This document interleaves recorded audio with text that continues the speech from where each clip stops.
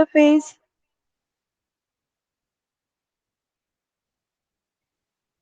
जल्दी बताओ। Any homogeneous, physical, distinct, and mechanically ये separable part. ये आपके सामने जो लिखा है वो मत पढ़ो। ये तो मैं बताने वाली हूँ आपको। आपको क्या पता है फेज के बारे में? Well, Uh, आपके क्लास में स्टार्ट किया है मैंने phase rule. yes, ma'am. Yes ma'am. अच्छा, हो गया है क्या अपना आपके क्लास मैम में वो फेज ग्राफ रूल? तक हाँ हो गया। अच्छा अच्छा अच्छा, ओके। वन कंपोनेंट सिस्टम भी देखा हमने आप डिवीजन सी में। हाँ यस हाँ। Ma'am. Yes ma'am. Okay good. ठीक है ठीक है। ठीक है, एक बार फिर प्रैक्टिस कर लेते हैं। मिनट, रिवाइज कर लेते हैं। हम्म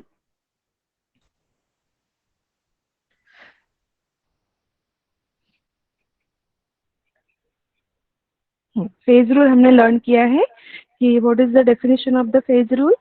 नहीं, what is the expression of this phase rule? F is equal to C minus plus to.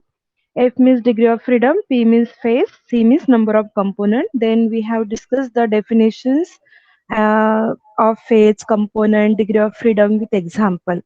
ये सब लर्न किया ना हमने? Yes ma'am. ठीक है, से सब कुछ लर्न किया है।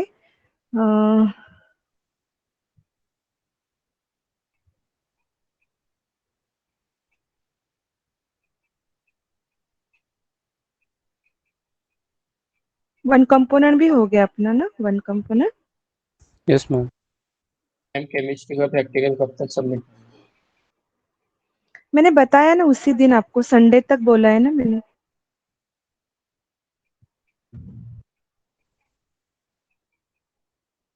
ये डायग्राम डिस्कस किया? No ma'am. डायग्राम बाकी है ना सिर्फ। Yes ma'am. वन कंपोनेंट का रिएक्शन देखा था हमने, ice water and water vapours. ठीक है, कोई बात नहीं, फिर से एक बार डिस्कस करते हैं। हाँ। हम्म,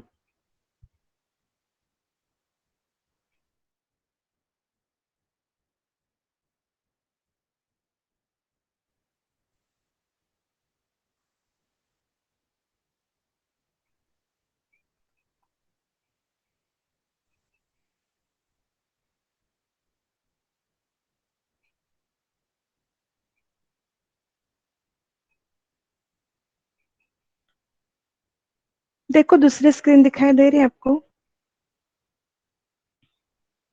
यस मैम। पेंट दिखाई दे रहा है ना?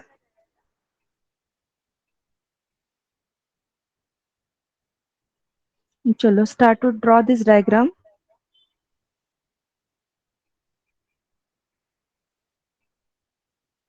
लास्ट टाइम ड्रॉ किया था आपने?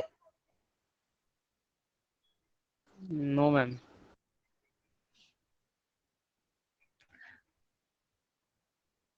ठीक है, अभी ड्रॉ करो।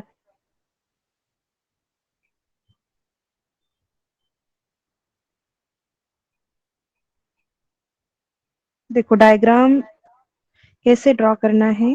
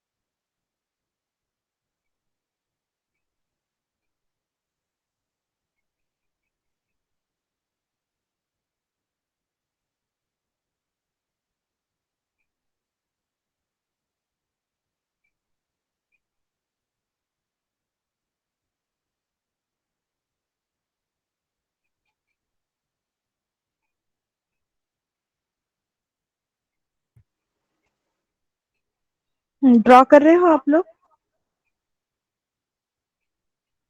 Yes ma'am. इधर लिखो टेम्परेचर साइड में। मैम ये डायगोनल ऐसे थ्रेड ड्रॉ करने का क्या? क्या? ये हाँ, डायगोनल जो थोड़ा आपने सा, थोड़ा सा, क्योंकि यहाँ पे हमें क्या करना है, एक लाइन कंटिन्यू करनी है लाइक दिस। देखो ऐसे एक लाइन ऐसे कंटिन्यू करनी है ना, इसलिए हल्का सा दिखाना है ऐसा। ठीक है, फिर एक ऊपर ऐसे एक स्ट्रेट लाइन लाइक दिस, इसलिए मेरे साथ ही ड्रॉ करो।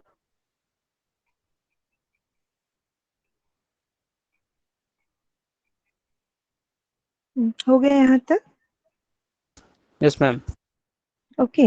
अब ये जो बीच में जो पॉइंट है ना, इसको हम ओ, इसको कहेंगे हम ट्रिपल पॉइंट। ये बीच में ये पॉइंट दिख रहा है ना आपको, ये वाला, हम्म, इसे हम कहेंगे पॉइंट ओ। फिर इसे हम नाम देंगे पॉइंट ए। ओके। फिर ये पॉइंट सी।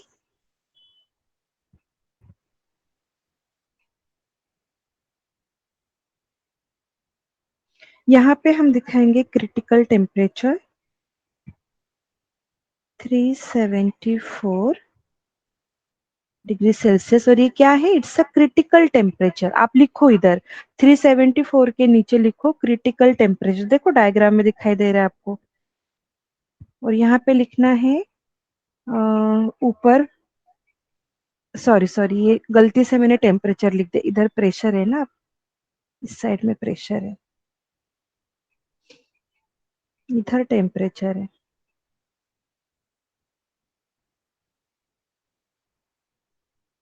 इधर टेम्परेचर है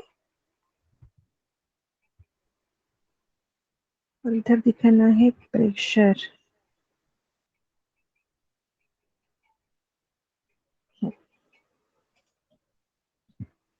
यहाँ तक हो गया सबका?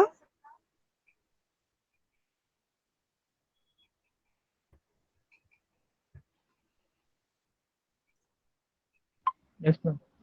हम्म, ठीक है। अब क्या करते हैं, अब ये पॉइंट लेती हूँ यहाँ पे। अब प्रेशर हमें यहाँ पे दिखाना है, यहाँ से डॉटेड लाइन लेना है आपको, परफेक्ट एकदम ऐसे, इस पॉइंट तक, पॉइंट ओ तक। और वहां से नीचे आना है।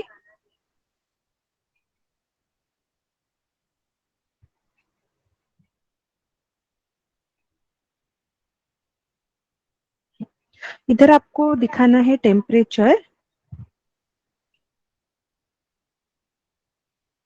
0.0075।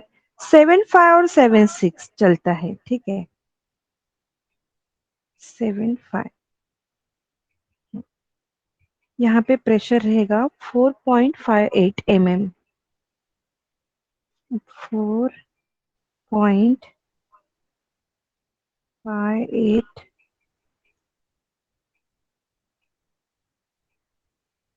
mm of Hg, ये है प्रेशर यहाँ पे। ठीक है, प्रेशर 4.58 एंड टेम्परेचर है यहाँ पे 0.0075 डिग्री सेल्सियस। पॉइंट ओ पे हमने दिखाया है। अब ये जो लाइन आपने यहाँ पे दिखाई है,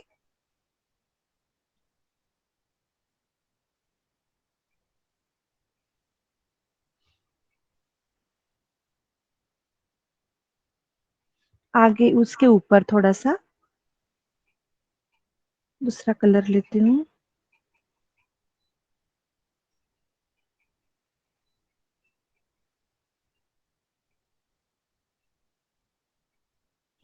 ठीक है, और नीचे आना है अभी वहां से।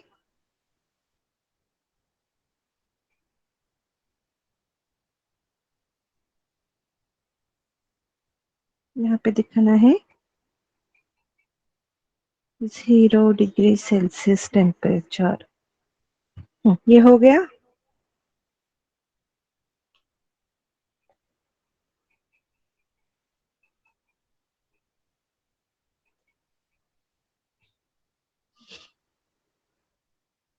अब इसी लाइन को आगे कंटिन्यू करेंगे कर्व ओए तक, ऐसे यहाँ तक किया और फिर से नीचे आएंगे।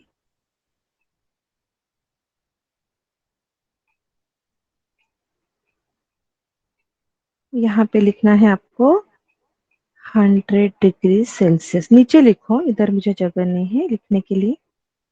100 degree Celsius.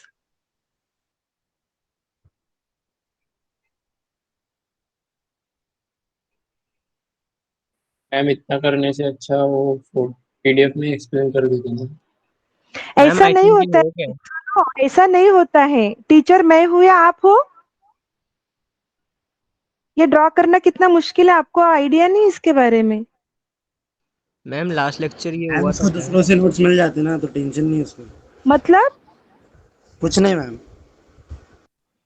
Ma'am last lecture आपने इसको एक्सप्लेन किया था, हाँ इसमें तो ट्रिपल कोई, पॉइंट। हाँ कोई बात नहीं है, फिर से ड्रॉ करो, फिर से ड्रॉ ओके। करो। हम्म। आप बच्चों के स्ट्रक्चर देखोगे ना तो ऐसे अलग अलग डायग्राम होते हैं ना, हमें पता है ना। इस मॉड्यूल में only 2 questions are there, 1 component system and 2 component system. दोनों के डायग्राम आपको आने ही चाहिए, कंपलसरी एग्जाम में आता है। इसलिए डायग्राम, स्पेशली डायग्राम 4 मार्क्स के लिए आता है, एंड एक्सप्लेन विद डायग्राम अगर ऐसा क्वेश्चन है तो दैट इज फॉर 6 मार्क्स। क्या फर्क पड़ता है 2 बार ड्रॉ किया तो? लास्ट टाइम हो गया क्या ड्रॉ करके? हम्म। हाँ मैम मैंने तो किया है।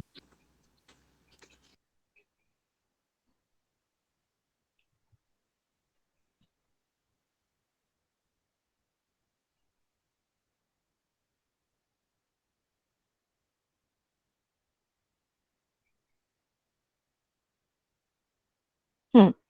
चलो यहाँ तक हो गया, इधर दिखाओ आइस। ये डायग्राम ना आज क्लासरूम में चाहिए मुझे, पोस्ट इन क्लासरूम। देखती हूँ कितने बच्चों ने ये किया है, ड्रॉ किया है, आज पता चलेगा मुझे। लेक्चर होने के बाद तुरंत पोस्ट करो।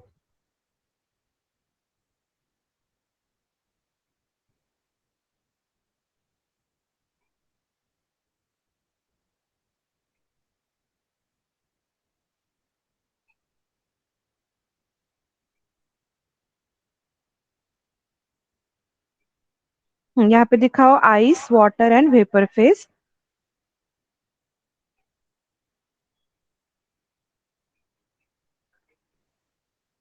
यहाँ पे दिखाओ 1 एटमॉस्फेरिक प्रेशर।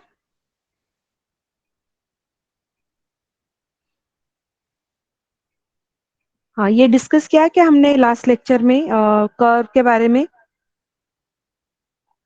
हम्म। मैम हाँ, इस डायग्राम के अंदर क्या क्या है एक्सप्लेन किया हमने लास्ट टाइम। No ma'am. हाँ, तो इसीलिए तो मैंने डायग्राम ड्रॉ किया है ना, वही मुझे आपको समझाना है, मुझे पता है, जस्ट हमने स्टार्ट किया था। डायग्राम जब ड्रॉ करेंगे, हाउ टू ड्रॉ डायग्राम, ये जब हमें पता चलेगा ना, उसके बाद ही वी कैन अंडरस्टैंड कि what is this curve A O, curve O C, curve यहाँ पे कर्व ओ बी, इधर दिखाती हूँ, कर्व ओ बी क्या है, then curve A O A dash क्या है। हमें कुछ पता नहीं ना डायग्राम के बारे में, इसीलिए हम फिर से ड्रॉ कर रहे हैं ये डायग्राम। यहाँ तक हो गया सबका? Ma'am O B sublimation curve है and A dash O metastable है। हाँ, A O A dash metastable, O B sublimation का, then O C, O C क्या है बताओ, क्या है ओ सी का? Hmm. At O C melting का, पॉइंट कर्व। हाँ ओसी कप पे क्या हो रहा है, आइस, आइस और वाटर के बीच में क्या है, इक्विलिब्रियम है, राइट। तो इसे हम क्या बोल सकते हैं, मेल्टिंग कर्व बोलेंगे या फ्रीजिंग कर्व बोलेंगे। If ice get converted into water तो ये हो गया मेल्टिंग कर्व, और अगर वाटर टू आइस तो फ्रीजिंग कर्व। दोनों कह सकते हैं इसको, melting curve as well as freezing curve. Then what's about the AO? AO पे क्या है देखो। Hmm, vaporization. हाँ, वाटर टू वेपर। ठीक है, तो हम क्या कहेंगे इसको? वेपराइजेशन। ठीक है, then A O A dash, इसको नाम देना है आपको मेटास्टेबल। लिखो मेटास्टेबल।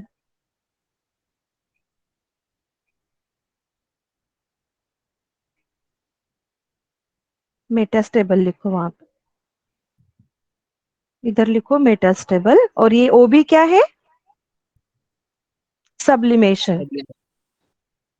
सब्लिमेशन।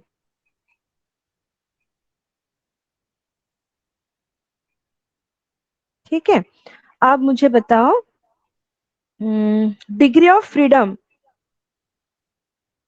एट कर सीओ।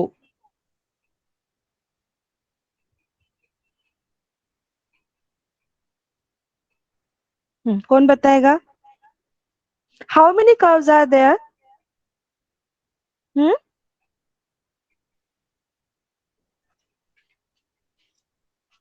कितने कर्व्स है? मैम 1 है क्या डिग्री ऑफ फ्रीडम?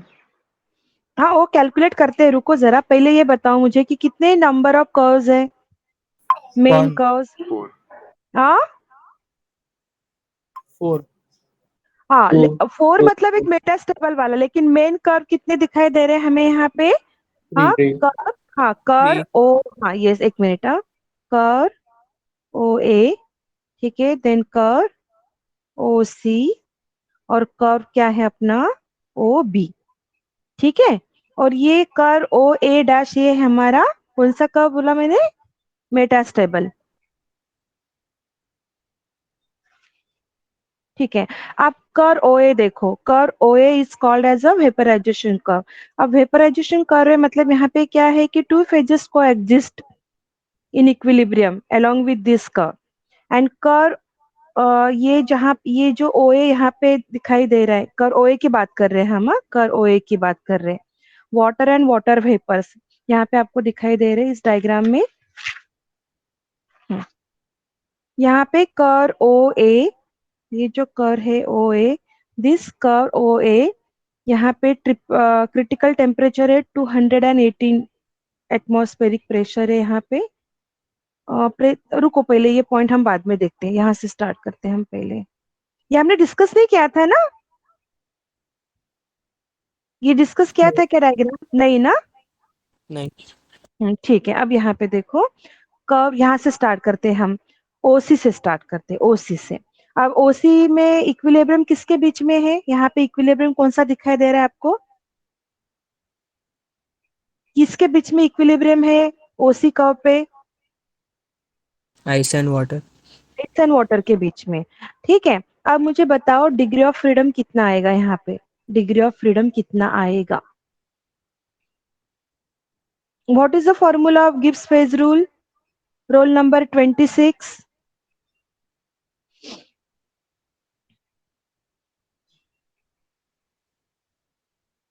जल्दी बताओ, टाइम नहीं है अपने पास। Roll number 26।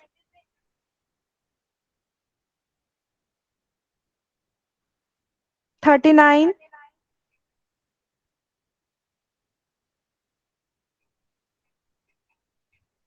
कौन बताएगा?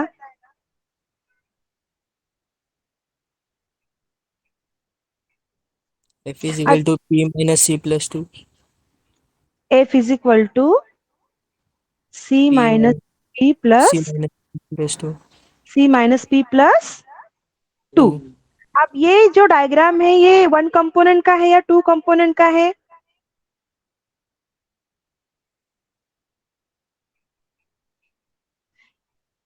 ये क्या 1 ये डायग्राम है वन कंपोनेंट का, water system, one component system, और we can say water system.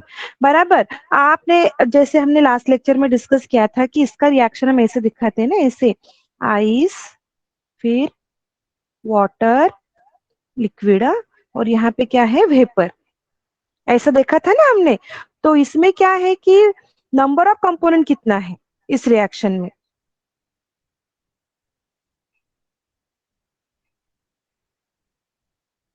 Component क्या है? आइस के अंदर क्या है? क्या है आइस के अंदर? आइस के अंदर H2O, वाटर के अंदर H2O, वाटर वेपर में भी H2O, मतलब नंबर ऑफ कंपोनेंट कितना हुआ इसका? One. इस सिस्टम का नाम ही वन कंपोनेंट है ना, तो फिर इसका नंबर ऑफ कंपोनेंट कितना हुआ? वन हुआ। नंबर ऑफ फेजेस कितने इस रिएक्शन में? नंबर ऑफ फेजेस कितने देखो, कितने फेजेस है? 3. 3 फेजेस है, तो P इज इक्वल टू आपका है यहाँ पे 3, बराबर। यहाँ पे 3 है, लेकिन हम इसकी बात कर रहे हैं, ये वाले कर्व की। इसमें कितने फेजेस है? 2. हाँ, 2. 2 फेजेस है। कंपोनेंट इज 1 और फेजेस है अपने 2, तो डिग्री ऑफ फ्रीडम कैलकुलेट करो चलो। 1. सबने किया कैलकुलेट? 1. हाँ, सबने किया ना?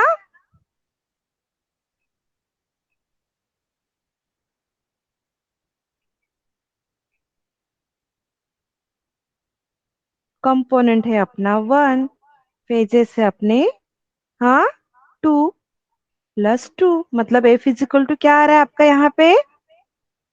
1। 1 मतलब सिस्टम कैसा है? मोनोवेरिएंट, नॉन वेरिएंट, क्या है? Monovariant. मोनोवेरिएंट।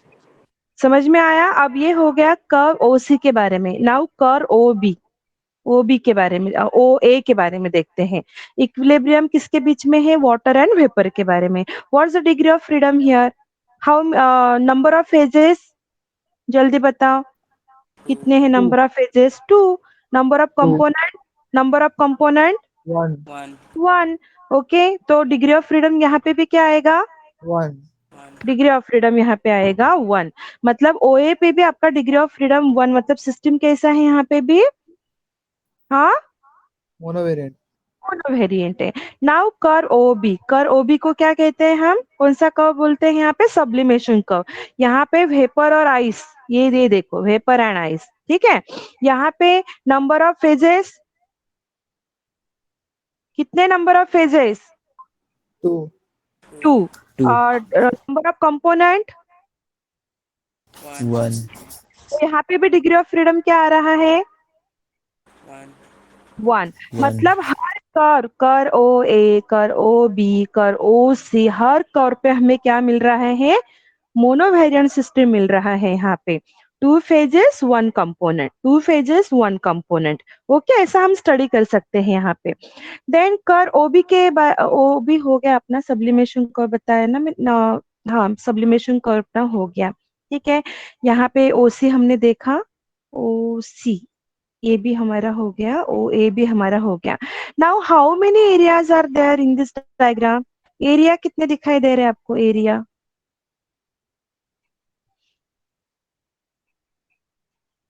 हम्म,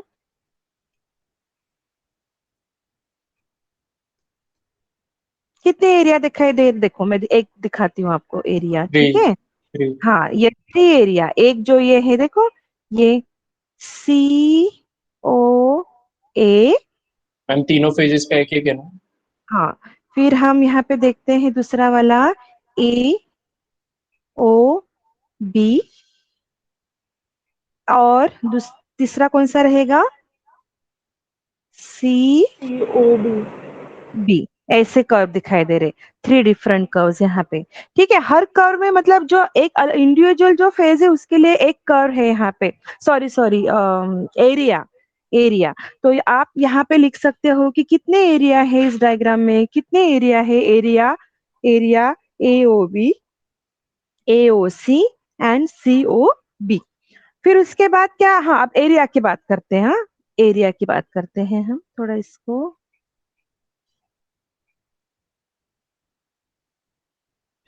अब देखो, एरिया AOC में क्या है? Area AOC Water.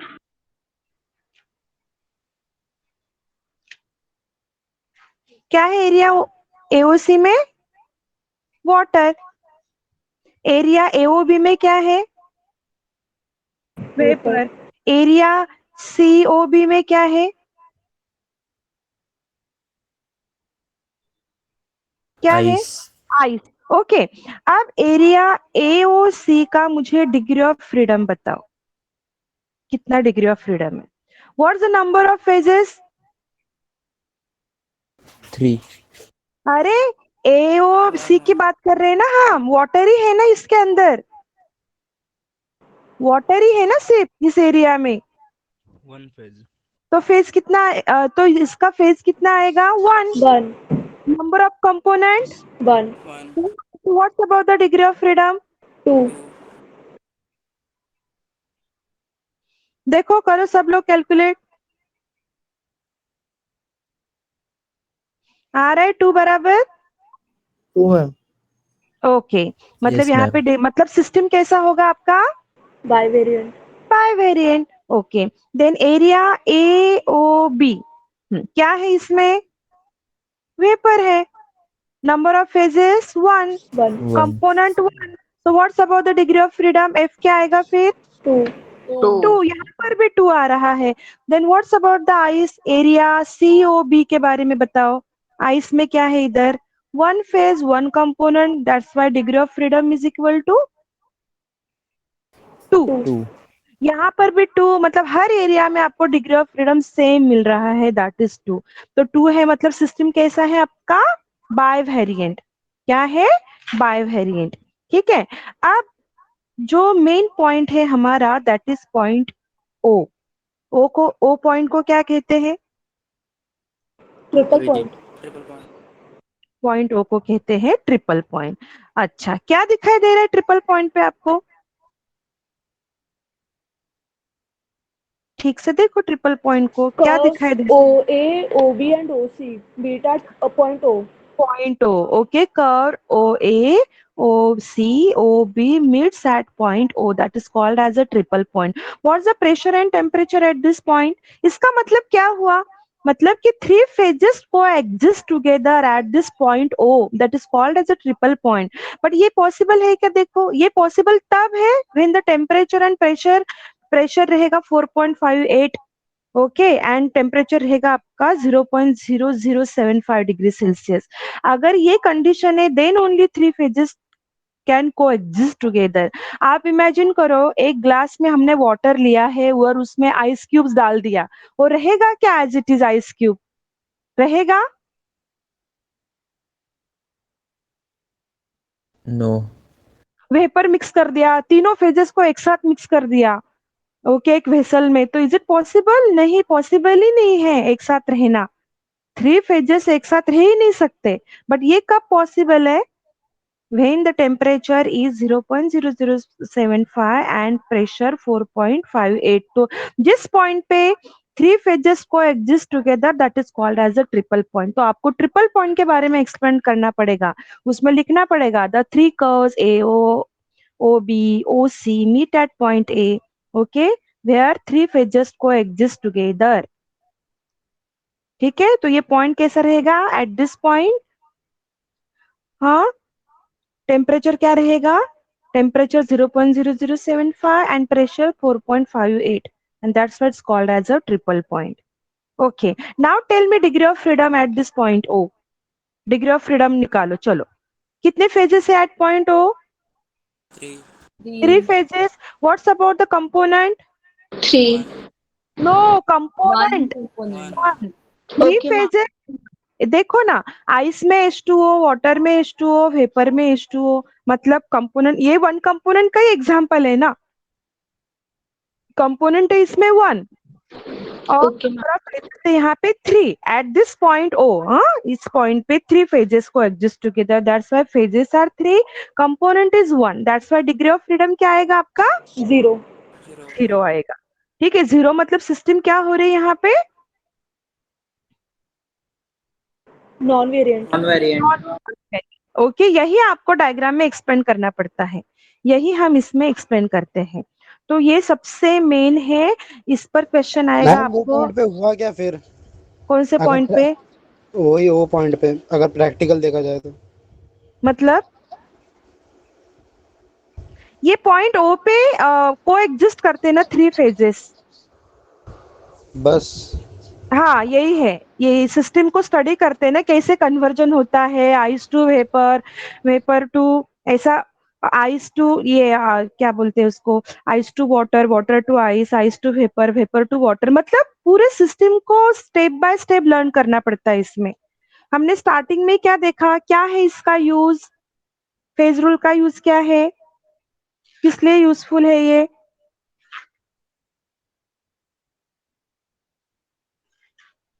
हम्म,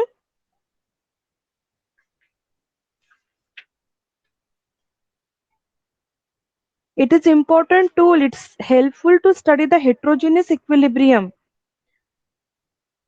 ये तो सिंपल एग्जांपल दिया हुआ है, ऐसे बड़े बड़े सिस्टम्स रहते हैं उसके लिए फेज रूल बहुत हेल्पफुल है। अब दूसरा जो एग्जांपल आपको दिया है that is about the two component system. So two component का सिस्टम, ये for two component system Gibbs phase rule नहीं यूज करेंगे हम, for that we are using reduce phase rule. जैसे आप F is equal to C minus P plus two यहाँ पे ले रहे हो ना, तो उसमें आपको अलग फॉर्मूला एक्सप्रेशन यूज करना है, F is equal to C minus P plus one, और रिड्यूस करता है तो क्यों वो वहां पे वन लिखा है, ये अब हम देखेंगे इन टू कंपोनेंट सिस्टम। अभी ये समझ में आया आपको सबको, ये समझ में आया। यस। हाँ, मतलब बहुत ही बेसिक पार्ट है आपको स्टडी में, आपके सिलेबस में बहुत छोटा सा पार्ट दिया हुआ है। एक्चुअली ये बहुत बड़ी मतलब इक्विलिब्रियम सिस्टम लर्न करना, अलग अलग एग्जांपल बहुत डिटेल में है ये, लेकिन आपके सिलेबस में जस्ट इसका थोड़ा सा इंट्रोडक्शन पार्ट मतलब थोड़ा सा दिया हुआ है, ज्यादा कुछ नहीं है। आपको यहाँ पे बस डायग्राम ड्रॉ करना है, प्रॉपर टेम्परेचर वगैरह दिखाने हैं सारे, और कैसे इक्विलिब्रियम फॉर्म होता है एरिया में ट्रिपल पॉइंट पे, देन कर्व्स, डिफरेंट कर्व्स, इसके बारे में एक्सप्लेन करना पड़ता है। देन मेटास्टेबल कर्व, ये जो मेटास्टेबल है ना, इसके बारे में भी आप बता सकते हो। मेटास्टेबल कर्व जो है ये वही है ना, वेपर कर्व को ही हमने क्या किया, वेपर कर्व कंटिन्यू किया है आगे, ठीक है, फ्रॉम द ट्रिपल पॉइंट, उसे हमने दिखाया है O A dash, O A dash. तो along with this A O क्या होता है, water is super cooled without formation of the ice crystal और directly changes to solid ice. तो ये बीच में मेटास्टेबल का पॉइंट यहाँ पे दिखाया है, और इतना डिटेल लिखने की कोई जरूरत नहीं, मेन ये अपने सारे बाकी के जो कर्व है उसमें आप दिखा सकते हो। Is it clear? हो गया, समझ में आया ना आपको ये? Yes ma'am. ठीक है। अब दूसरा जो है एग्जाम्पल आपको दिया हुआ बहुत इंपॉर्टेंट है ये भी, जैसे वन कंपोनेंट सिस्टम वैसे ही अपना two component system.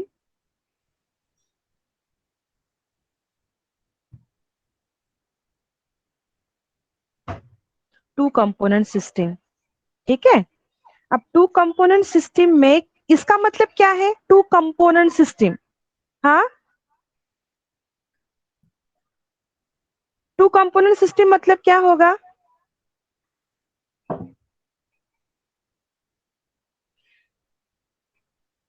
Hello, components to हो गए। हाँ टू कंपोनेंट्स रहेंगे ना इसमें, जैसे वाटर में क्या था, ओनली वन कंपोनेंट, बराबर। अब इसमें क्या होता है, टू कंपोनेंट सिस्टम मतलब two component, number of component कितने यहाँ पे ऑलरेडी मेंशन है, टू कंपोनेंट। तो उन्होंने बहुत सारे एग्जांपल्स है, बट स्पेशली एग्जांपल आपके सिलेबस में जो दिया है वो एग्जांपल है, लेड प्लस सिल्वर, दोनों का कॉम्बिनेशन किया है यहाँ पे, सिल्वर, लेड प्लस सिल्वर। यहाँ पे क्या है, it's example of two component system, मतलब दो अलग अलग सॉलिड, बोथ आर सॉलिड, दोनों सॉलिड है, दोनों का हमें अलॉय फॉर्म करना है यहाँ पे, ठीक है। ये एक साथ मिक्स होने वाले हैं, आप कितना भी मिक्स कर दो इसको, देखो कितना भी मिक्स करने की कोशिश करो, लेकिन ये, हाँ, एग्जिस्टेंस उनका अलग अलग ही रहने वाला, दोनों को मिक्स करके हमने किया है ना ये सारा। ओके, तो इसमें लेड लेड ही रहेगा, सिल्वर सिल्वर ही रहेगा। हम इसको मेल्ट करेंगे लेड को, जैसे देखो सॉलिड सॉलिड है तो हम ऐसे सॉलिड सॉलिड को कैसे मिक्स करेंगे, कैसे करेंगे, पहले मेल्ट करेंगे ना, धीरे धीरे एडिशन करेंगे। एक्चुअली ये क्या होता है एग्जैक्ट, कैसे एडिशन होता है, किस टेम्परेचर पे दोनों का कॉम्बिनेशन होकर अलॉय फॉर्म होता है, यही हमें इस सिस्टम में लर्न करना है। सो फॉर दिस सिस्टम हम क्या करेंगे, for this system the reduce phase rule is very important, reduce phase rule, that rule is applicable. अब ये कैसा है कि टू कंपोनेंट सिस्टम का अगर हम एग्जांपल लेते हैं, तो जैसे वन कंपोनेंट में ट्रिपल पॉइंट आया था ना, ट्रिपल पॉइंट, वैसे two component system, in two component system there is a formation of the eutectic point, eutectic point. अब पहले हम देखते हैं रिड्यूस फेज रूल। टाइम बताना मुझे कितना बाकी है। Reduce phase rule,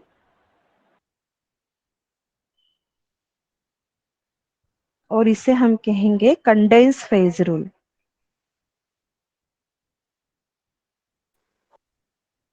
condense phase rule क्या कहेंगे, रिड्यूस फेज रूल और कंडेंस फेज रूल।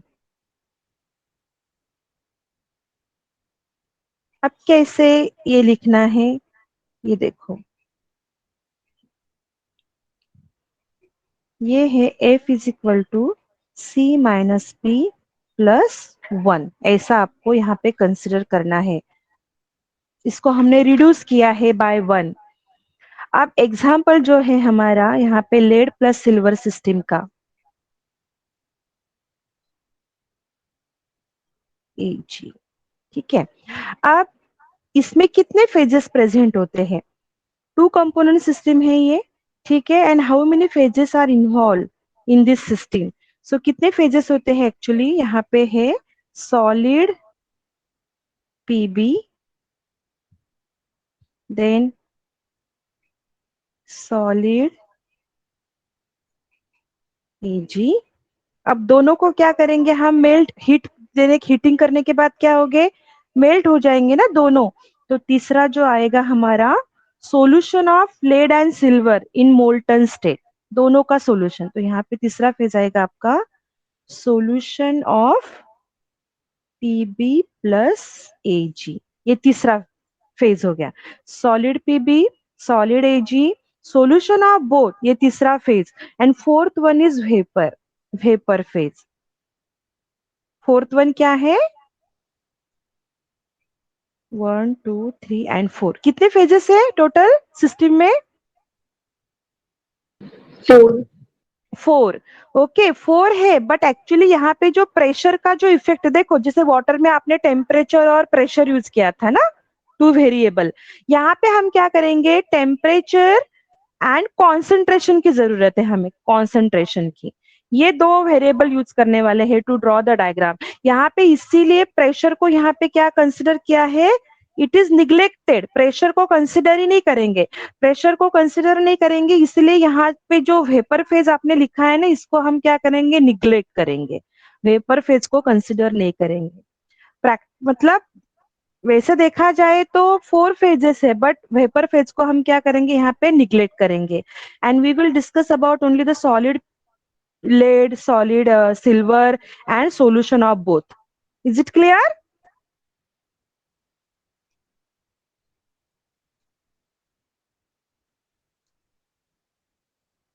हाँ, फॉर्मूला क्या बताया मैंने रिड्यूस फेज रूल का,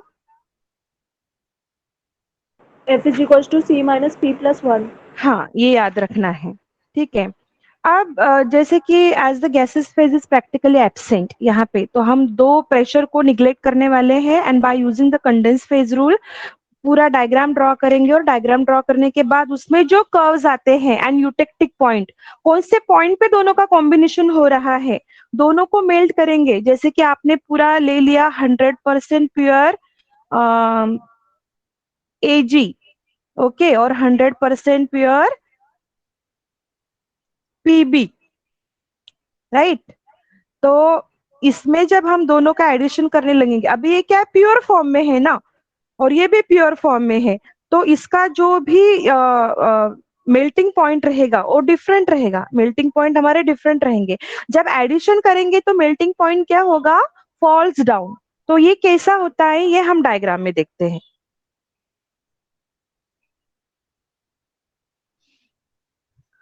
चलेगा ना, 5 मिनट एक्स्ट्रा लिया तो? कौन सा है नेक्स्ट लेक्चर? मैक्स से। मैथ्स, अच्छा। जल्दी लेने वाले हैं क्या मैडम मैथ्स का लेक्चर?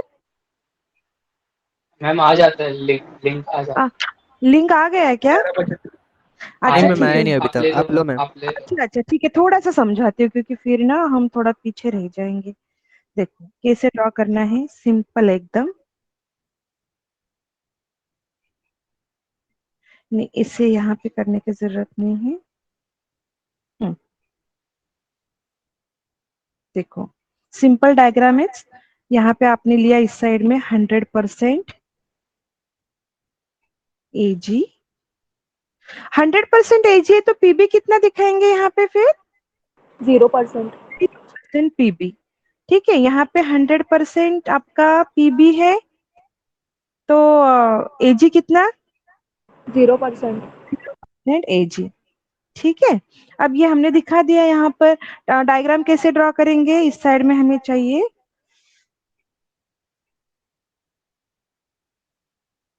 टेम्परेचर और इधर क्या रहेगा अपना कॉन्सेंट्रेशन या कंपोजिशन। ठीक है, कंपोजिशन और कॉन्सेंट्रेशन।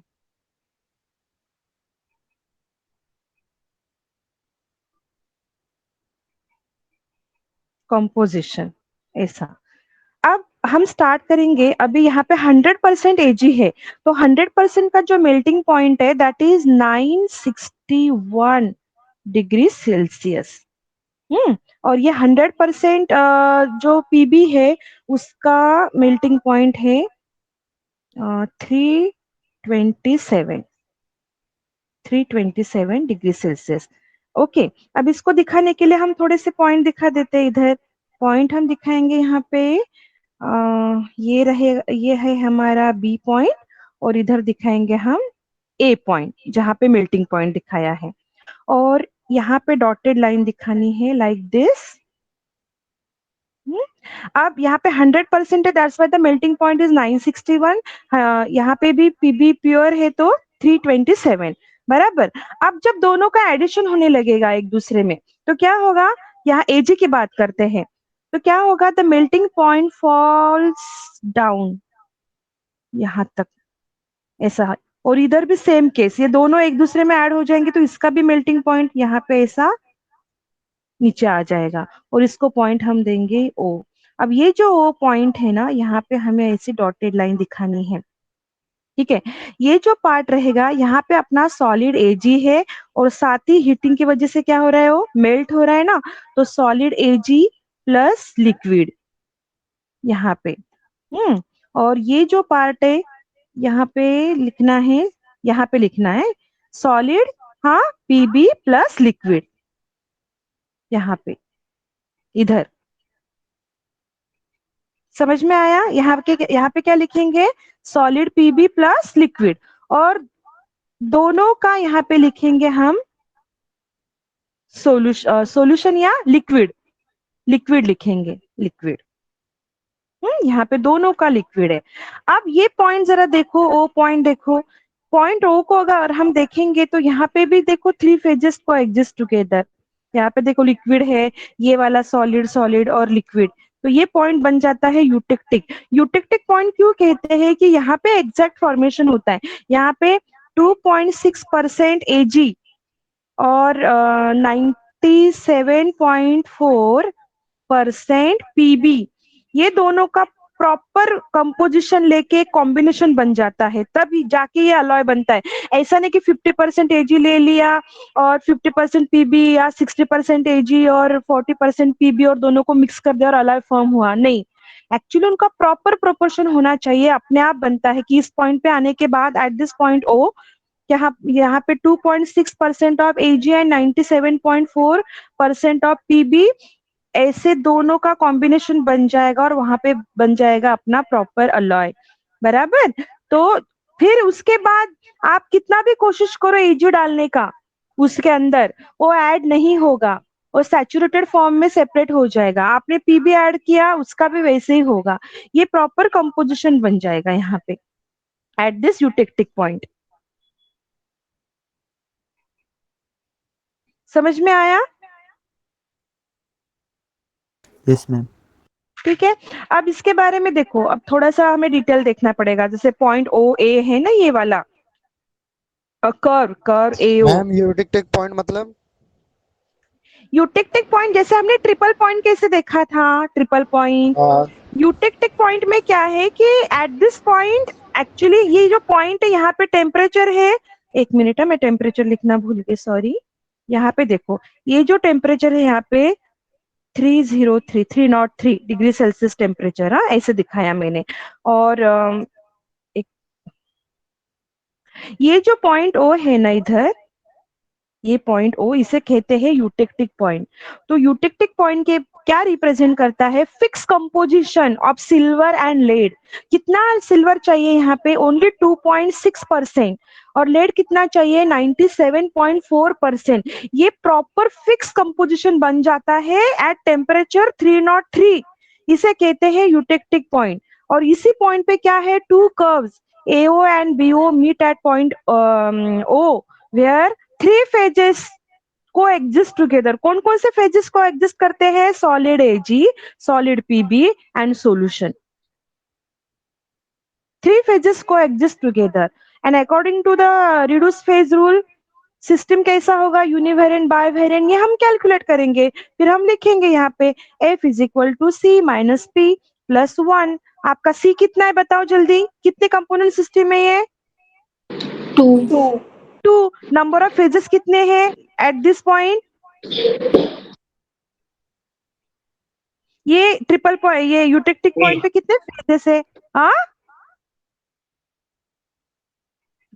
अरे अरे बाबा, पॉइंट ओ की बात कर रही हूं मैं, इधर कितने फेजेस को एग्जिस्ट करते हैं, 3 three phases, solid PB, solid AG and solution of both. मतलब कितने फेजेस हो गए टोटल, 3 3 हो गए। तो फिर 2 माइनस 3 प्लस 1 क्या आया, F इज इक्वल टू, बोलो जल्दी, 0 0। मतलब सिस्टम क्या आएगा आपका, नॉन वेरिएंट वेरिएंट और इनवेरिएंट। ठीक है। और इसी के नीचे देखो, बिलो दिस टेम्परेचर, ये जो अपना 303, ये पॉइंट ओ के नीचे देखो, इधर दो रीजन दिखाई दे रहे हैं आपको, ये वाला एक रीजन दिखाई दे रहा है और ये वाला रीजन दिखाई दे रहा है ना यहाँ पे। तो यहाँ पे आप एक्स्ट्रा डालने की कोशिश करोगे तो सैचुरेटेड फॉर्म में आ जाएगा। मतलब इस डायग्राम में आप क्या दिखा सकते हो यहाँ पे, हाँ, इधर आप लिखोगे, इधर ये वाला इधर लिखना है यूटेक्टिक प्लस सॉलिड एजी, एजी है ना इस साइड में, तो यूटेक्टिक प्लस सॉलिड एजी, यहाँ पे लिखोगे यूटेक्टिक प्लस सॉलिड पीबी। मतलब एक्स्ट्रा वाला जो है वो यूटेक्टिक तो एज इट इज रहेगा और साथ में एजी सेपरेट होगा, सैचुरेटेड, सैचुरेशन होने लगेगा उसका। जैसे कि हम देखो फॉर एग्जांपल, मतलब इसके लिए एप्लीकेबल नहीं है, लेकिन अगर हम शुगर सॉल्यूशन बनाते हैं तो एक प्रॉपर कंपोजिशन रहा तो ही वो बराबर बन जाएगा ना। क्या बोलते हैं उसको, चाचणी बोलते हैं ना, साखरेचा पाक बोलतो ना आपण त्याला। Yes, ma'am. हा, प्रॉपर प्रोपोर्शन असेल तर प्रॉपर बनणार की नाही, तुम्ही टाकतच गेले, शुगर ऐड करते जाएंगे तो क्या शुगर का सैचुरेशन होने लगेगा ना उसमें। ये ओ इसके लिए एप्लीकेबल नहीं, मैंने फॉर एग्जांपल आपको बताया समझने के लिए। एक बार आपका कंपोज, साखर मतलब शुगर,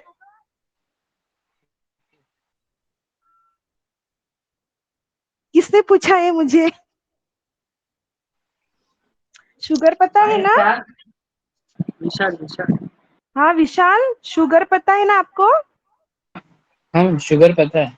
हाँ, तो आपने थोड़ा सा क्वांटिटी, मतलब जैसे कि एक ग्लास वाटर लिया, राइट, उसमें आपने शुगर और बॉईल किया वाटर, उसमें 2-3 स्पून शुगर ऐड किया और आप सॉल्यूशन बना रहे हो उसको, ठीक है। फिर और ऐड किया और शुगर ऐड किया और शुगर ऐड किया, तो क्या होगा, शुगर आपको ऐसे दिखने लगेगी ना, क्रिस्टलाइजेशन होने लगेगा उसका। तो एक बार आपका एक प्रॉपर कंपोजिशन बन जाएगा ना इसका, 2.6 AG और 97.4 PB का, वो उसे हम यूटेक्टिक बोल देंगे, यूटेक्टिक सॉल्यूशन। वो कंपोजिशन बनने के बाद जितना आप एक्स्ट्रा लेड उसमें ऐड करोगे वो सेपरेट हो जाएगा, जितना एजी ऐड करोगे वो सेपरेट हो जाएगा। कंपोजिशन मैम आपने 100, अटेंडेंस लिया है? नहीं लिया। एक मिनट।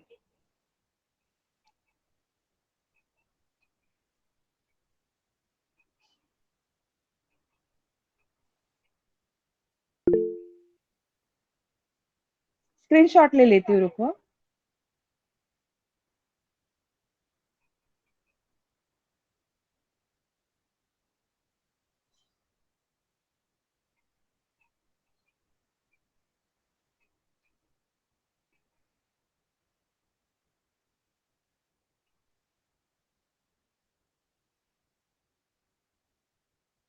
हो गया। कितने दिखाई दे रहे स्टूडेंट, देखो जरा। लेफ्ट हो रहे हैं, ठीक है, कोई बात नहीं। आया समझ में? Yes ma'am.